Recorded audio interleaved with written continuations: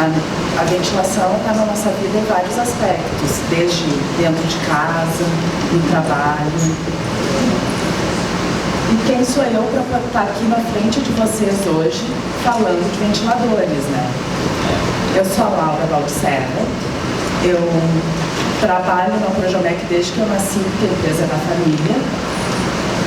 Eu sou a mãe do César Blotto, casada, diretora comercial da Projomec, engenheira mecânica e engenheira de segurança do trabalho.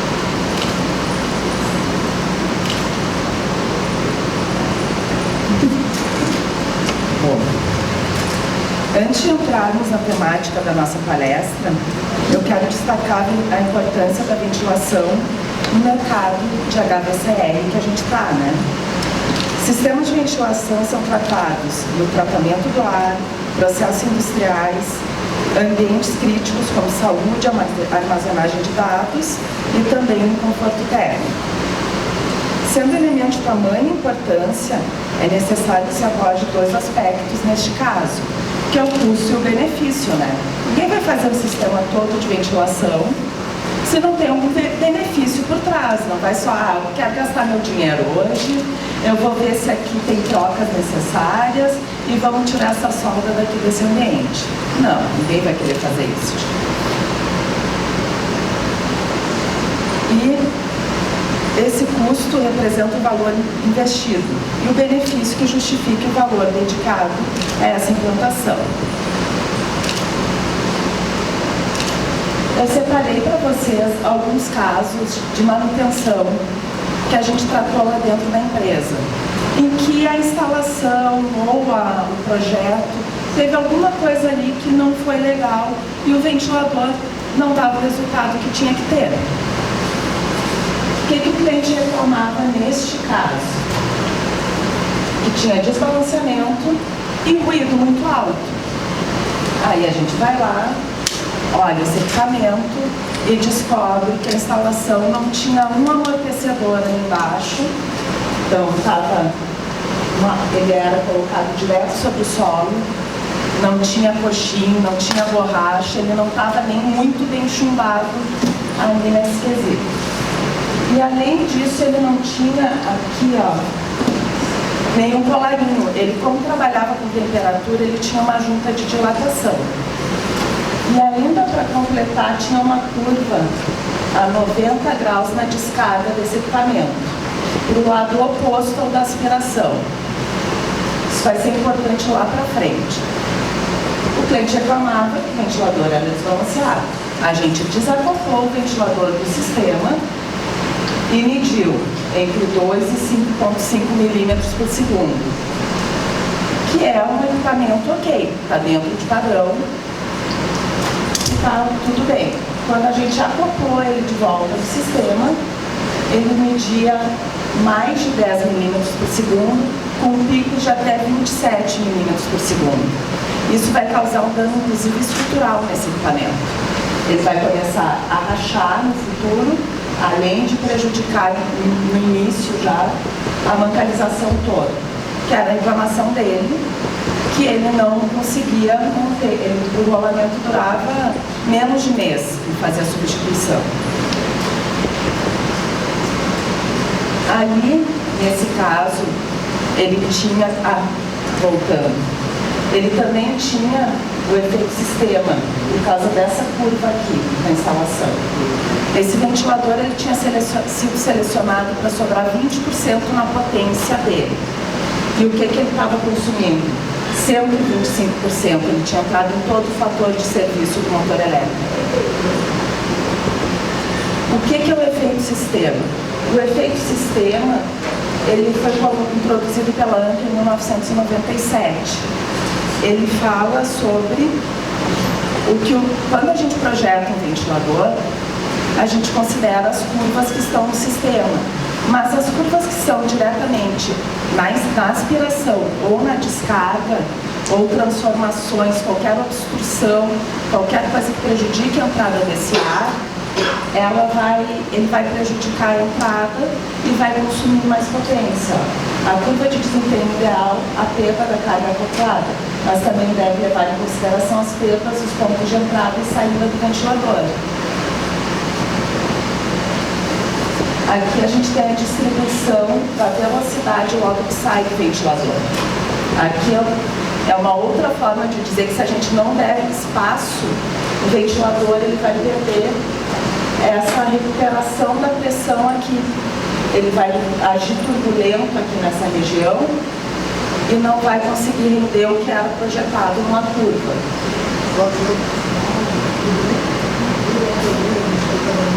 A figura ilustra a necessidade de usar um comprimento de duto reto nos ventiladores.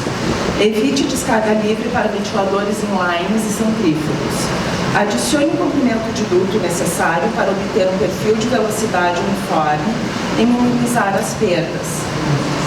Aqui a gente tem que ter no mínimo 2,5 diâmetros de comprimento para ter essa recuperação de pressão.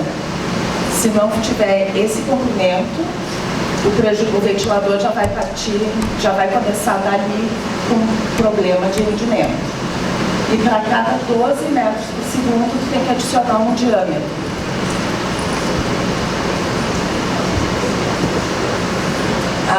Aqui as condições das curvas logo na descarga do ventilador.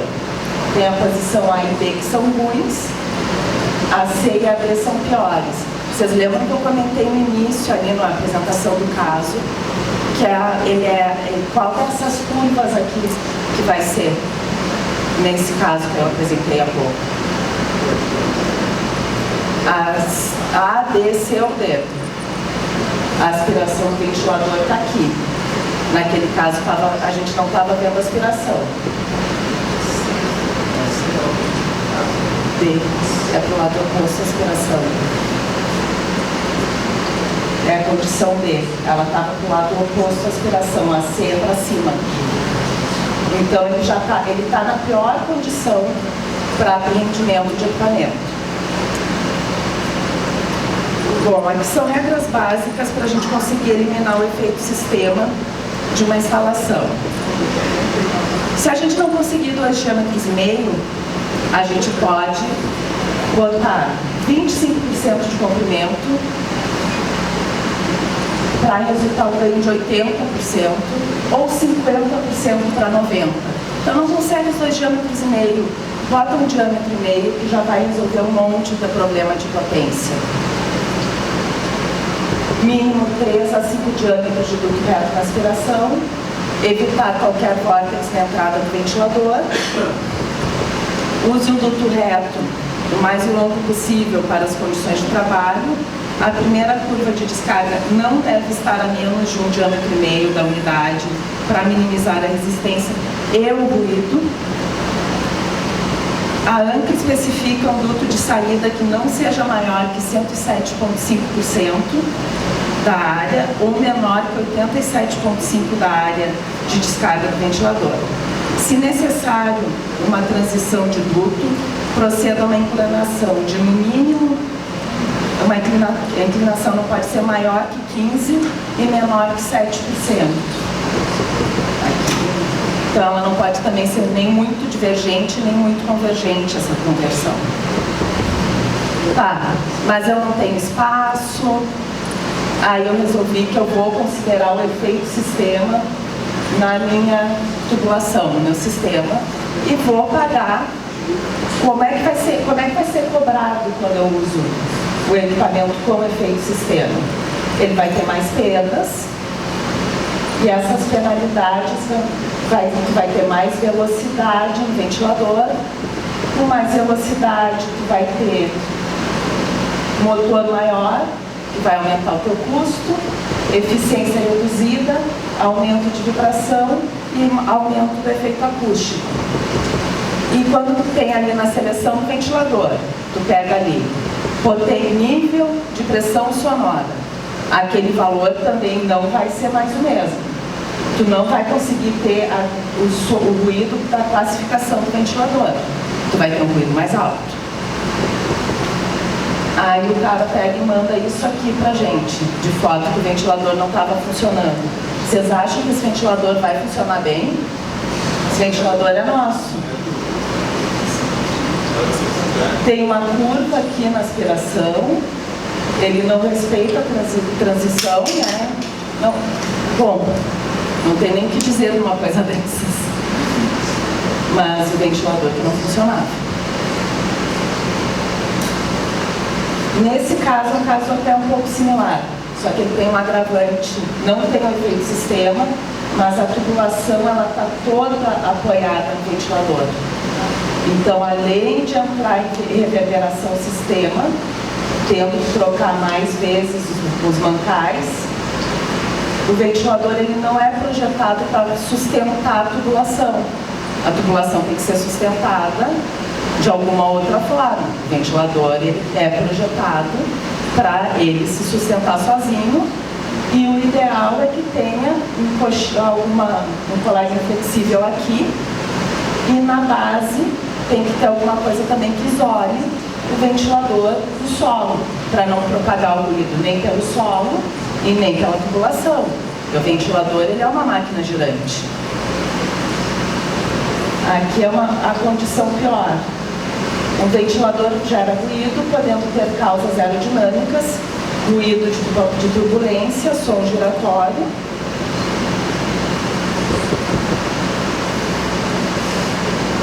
E mecânicas, vibração de ventilador, rolamento, motor. Os ruídos podem se espalhar de várias formas, como radiação sonora, transportada pelo ar diretamente da abertura da entrada do ventilador para a sala da instalação, que é essa aqui, né? Como ruído aéreo, através de sistema de dutos conectados na sucção de descarga. Aqui, como não tem colarinho, ele também está propagando direto. Como ruído transmitido pela estrutura, ruído aéreo através da parede da caixa de ventilação ou dos dutos conectados nas salas vizinhas. E como ruído transmitido pela estrutura através de canais e conexão de fundação no corpo espacial circundante. Então, ventilador, se não estiver bem instalado, ele vai propagar ruído e vibração.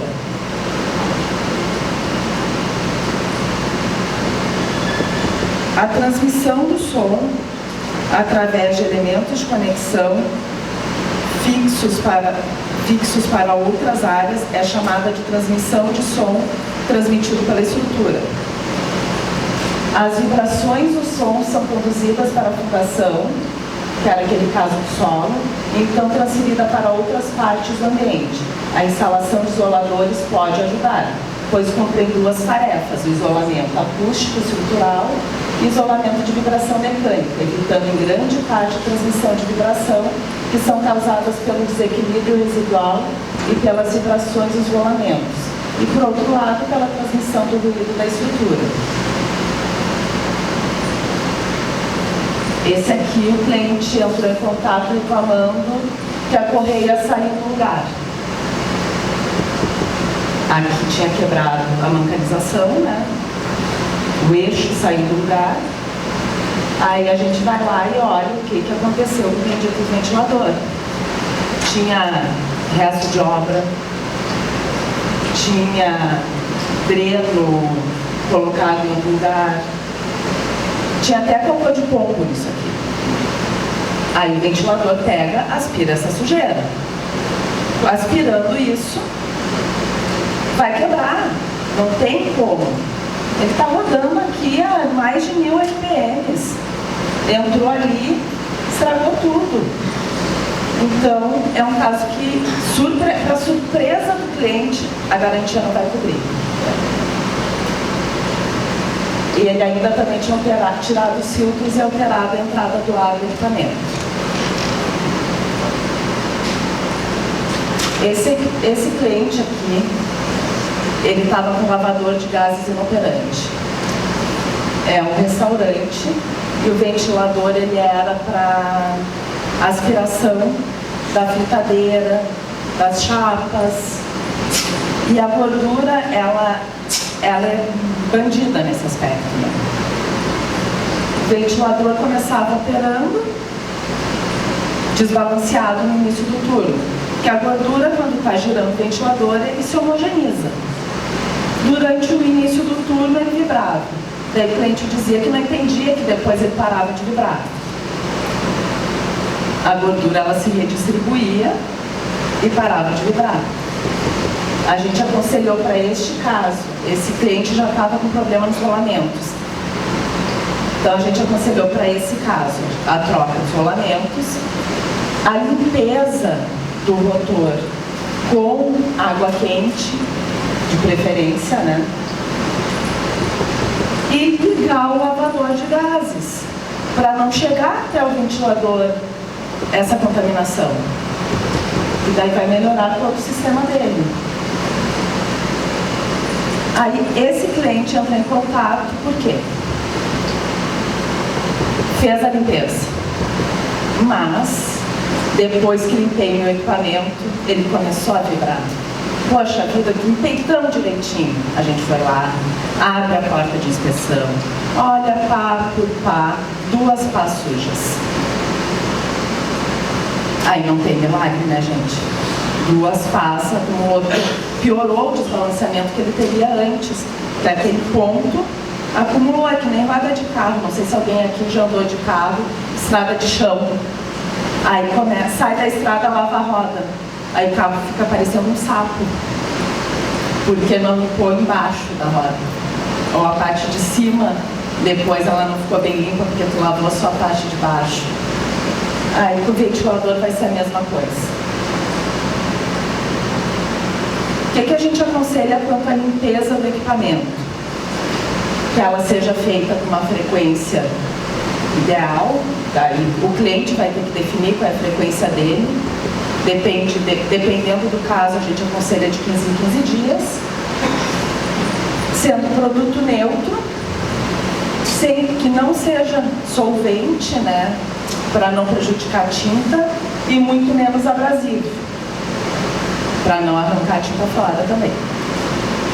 A gente pede para observar na limpeza do equipamento, seja o surgimento também de pontos de corrosão, lixa, pinta aquele ponto de corrosão se por um acaso aconteceu, para melhorar a vida útil do ventilador. E deve-se atentar para limpar todas as pás ou aletas igualmente, pois se alguma não for limpa, pode causar desbalanceamento no rotor e na hélice. Um outro problema, esse aqui é recorrente também, mas o cliente entrou em contato que o ventilador estava vibrando em excesso. A gente pediu o ventilador de volta, era um ventilador que tinha saído. Mal chegou, o cliente ligou que estava vibrando já.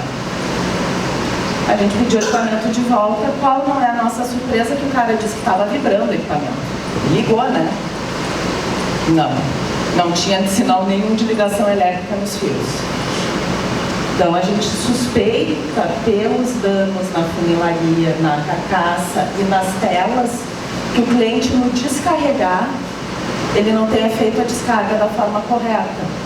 Que a descarga ou tu vai fazer através de palheteira por baixo da caixa, ou tu vai descarregar ele pelos olhais ou furos que vão ter na carcaça para tirar ele. Porque o ventilador é um equipamento muito desequilibrado. Ele tem um motor que tem muito mais de 50% do peso dele. Então ele tem um volume grande, mas o peso é concentrado aqui atrás. E o cliente vai lá, prende pelo motor. O ventilador tomba. E as características dessas marcas aqui, provavelmente o cliente prendeu pelo olhar do motor e tombou e bateu na carga ao lado.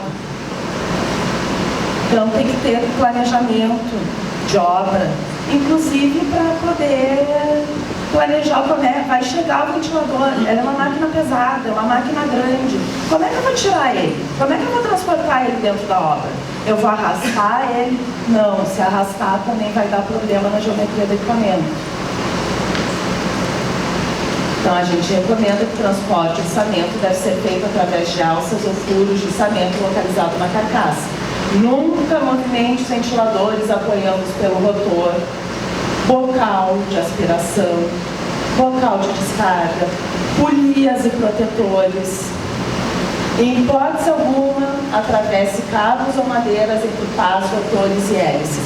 Se tem um bilhete aqui é porque alguém já fez, né? Não se surpreenda.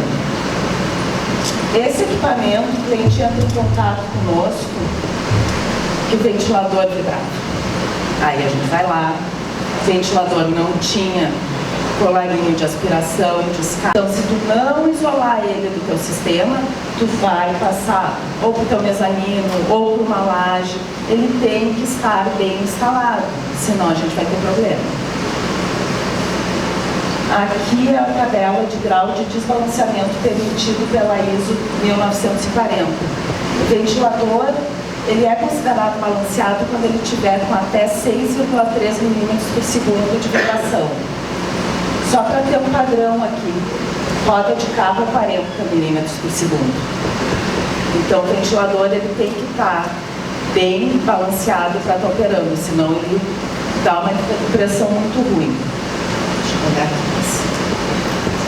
Para esse caso, é um problema bem recorrente. Vários clientes resolvem fazer estoque de ventilador.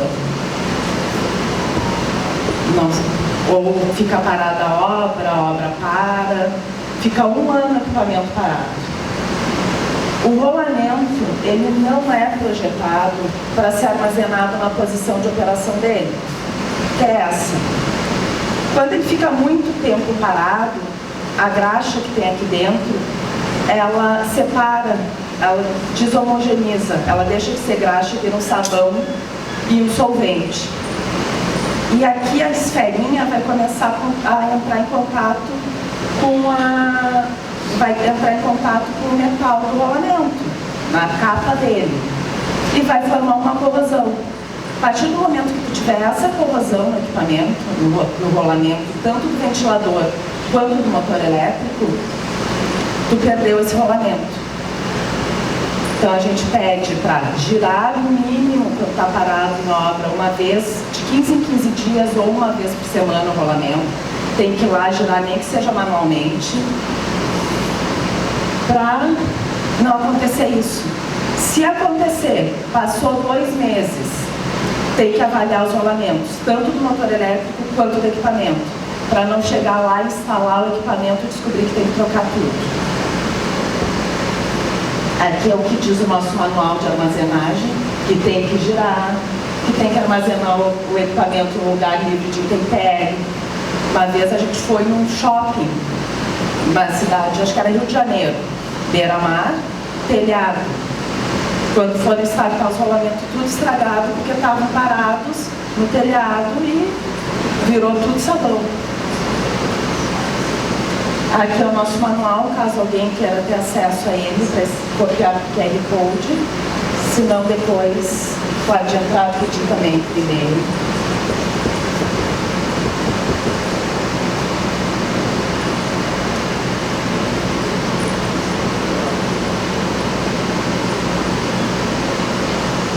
Bom, aí deu tudo errado na minha obra.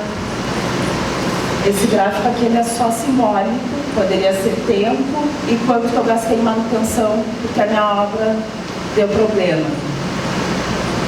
Quando a gente tem, quando acontece esse tipo de problema, a gente vai ter custos financeiros, diretos e indiretos. Vai gastar com mão de obra, material novo, equipamento novo, se não conseguir aproveitar, custo de retrabalho, chamar gente que tu não tinha imaginado que teria que chamar para resolver um problema.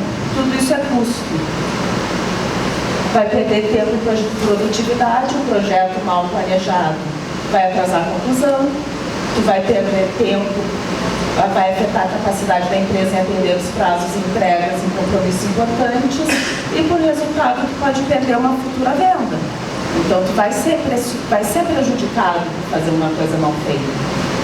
Vai prejudicar a imagem da tua marca.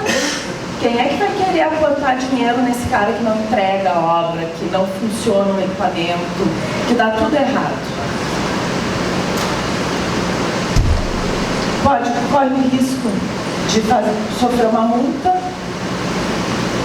Ninguém está fazendo, a maioria das pessoas usa para conforto, mas se não está atendendo a qualidade do ar interior, tu tem um órgão que avisa que pode vir te fechar, te fiscalizar.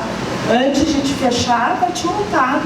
É uma exaustão de solda, Um operador pode acontecer, porque não está funcionando essa exaustão. Aí o Ministério do Trabalho vai lá, te multa. A pessoa entra na Justiça do Trabalho e paga uma indenização. E além do desperdício de matéria-prima, energia e capital humano, principalmente no caso do efeito sistema, que tu vai pagar mais energia elétrica para esse caso. Bom, agora eu quero agradecer a todos vocês que ficaram aqui 30 minutos, né, me escutando falar sobre ventilação. Aqui está o meu LinkedIn, para quem quiser me adicionar ali, me seguir. São todos bem-vindos lá. E muito obrigada.